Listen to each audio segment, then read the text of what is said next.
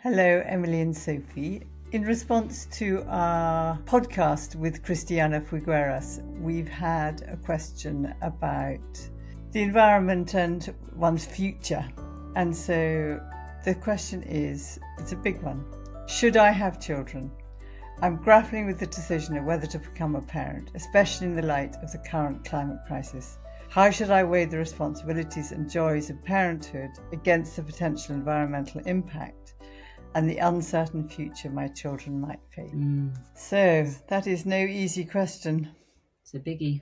Yeah, I think I have sort of two first responses, and then I wonder what, maybe it will go in another direction. But I think the first thing is just to acknowledge the seriousness of how people feel about what's happening.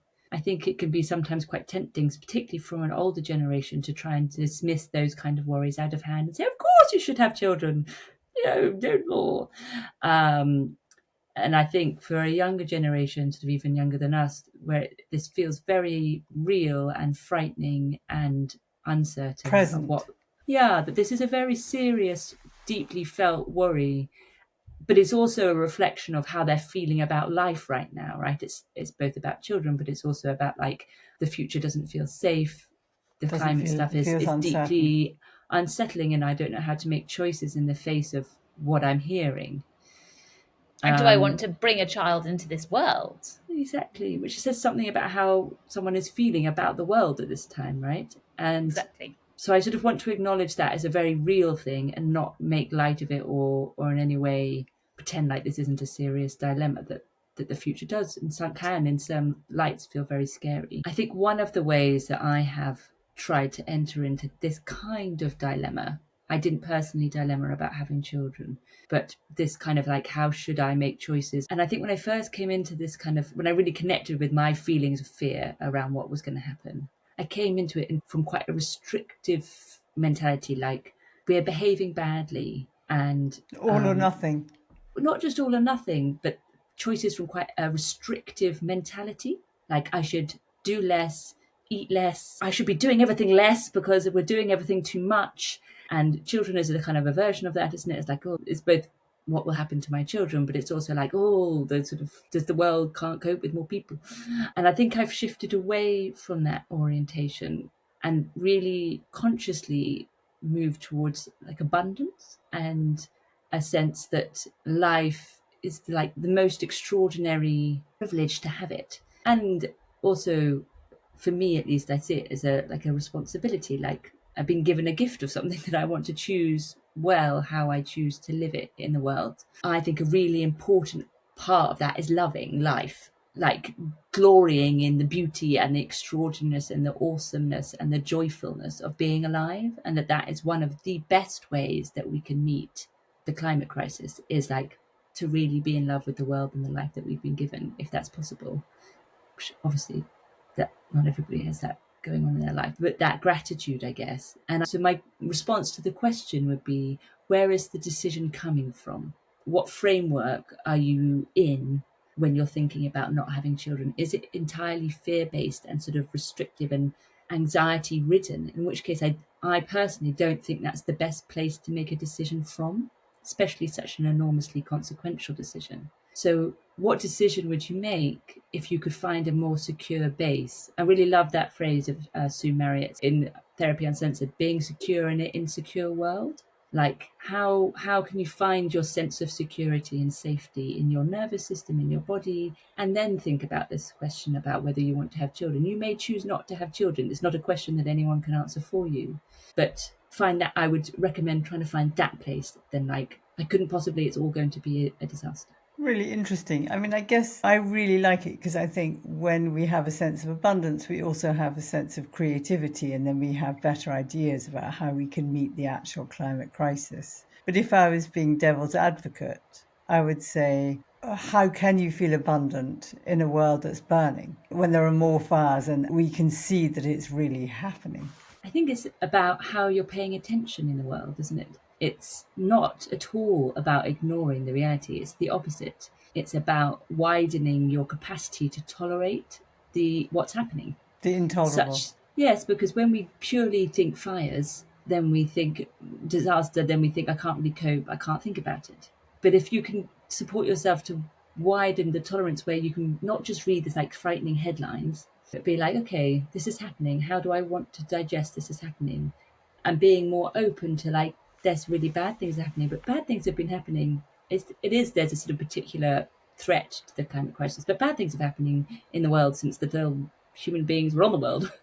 I think for me, it's like making making time to really love the things that are here, right? Just living in the fire is not a place to live. It's like looking at sunrise, looking at sunset, looking at the wildflowers that grow in the cracks between the for me, it's going around learning all the names of the wildflowers and the names of trees. Then you can't not feel, if you find a way of connecting, and everyone's will look different, this sense of just the power of life, this kind of extraordinary thing. And while human beings are under threat from what might happen, I think one of the most reassuring things sometimes for me is like life very much will go on. And the power of that and the awesomeness, I guess, and the abundance, if we see it through a sort of consumer lens, and I don't mean that. I don't mean like, oh, keep going, have more babies and buy loads of stuff. I mean like internal, an emotional abundance, a sense of possibility and the richness of life, which mostly we actually feel not through stuff, but we feel relationship. In connection, yeah. Sort of cherishing what there is. Yeah.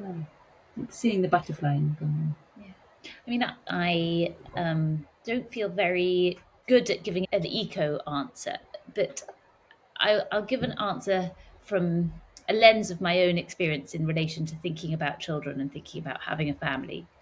And my experience was that I knew I wanted a child in my life. And I also knew that it might be that it wasn't possible for lots of different reasons for me to have that in a really sort of typical way. And then I did end up having it in a typical way. But what was helpful for me at that juncture, which we often all are at, where we don't know what's going to happen. And what was helpful for me was to broaden my idea of what family is, and to know for myself that I was going to have a child in my life. And for me, I wanted to be the parent of that child.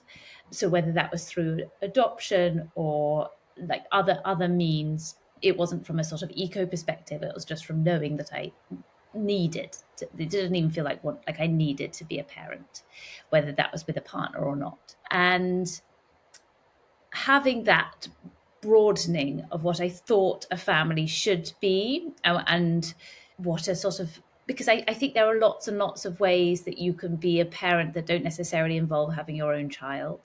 And I wonder if that one way to sort of reframe it is to have less of a binary of like, should I have my own child? Should I not have my own child? But to sort of really think about what family means and what being a parent means, because there are all sorts of ways of being a parent and having a family. And for me, it was just very, very helpful to know that sort of by hook or by crook, I was going to be a parent. And maybe this is not a helpful answer because it's not very direct. I think it's helpful because it's a lovely answer. Yeah, it gives a different lens about, in the binary black and white, there's actually a way I can be a parent that isn't harming the planet, because I could parent a child that's already born. Yes, or there's so many ways of being very involved in, yeah. And that for me, I also knew that I sort of needed to be a parent. So I didn't, I wasn't facing this same sort of existential dilemma, I think, but a different type of dilemma. But I think the source of your answer comes from the same place as Sophie's, in the sense that when you come from decision making from a sense of possibility, and I can make this happen, not in the way that I expected or I would ideally choose, but I can open to abundance and creativity, I can find a way of doing this. I think that then enables you to resource yourself to then find what is the right answer for you, and living in the tension of making these important decisions. And I think what's absolutely right is that when you do it from a place of shutdown and fear, they are often decisions that are attacking in a way, and can be increasingly painful because they often go against what you most need or what is most central to you and your beliefs. Yeah, and the last thing I would say, and obviously we don't know anything about the person who wrote it, but sometimes those sorts of decisions can also have a punitive element, or if That's you're, what I meant, I think. what your sort of psychology might be more widely, to check in with yourself of, well, this might feel very specific to the climate crisis, and I really actively don't want to undermine that as a true. It is true. And how are you with having needs? Are you someone who's vulnerable to feeling that you don't have a right to have needs? Are you someone who's vulnerable to feeling sort of guilty and not deserving of things that you long for or want? Because I think, as with anything, we bring ourselves to the And our dilemma. histories. And our histories to the dilemma. So the strategies we choose to engage in around challenge and difficulty will show up in all of them, and that includes this. So sometimes I think, and I find it frustrating that this is sometimes thought of as an exceptional topic, and actually, in my experience, if we could see it as a continuity of who we are, of who we are and how we face. live, and the existential challenge of being alive, as we do with death. And so much death, as grief, is wrapped up in climate stuff. Yeah. So yeah, that was my last bit. That's really interesting. Thank you both so much, and thank you very much, the person who asked the question. Thank you for listening, and do keep giving us your questions. We really appreciate them. And if this is an episode you think somebody would benefit from, do share it and stay in touch with us. Thank you very much.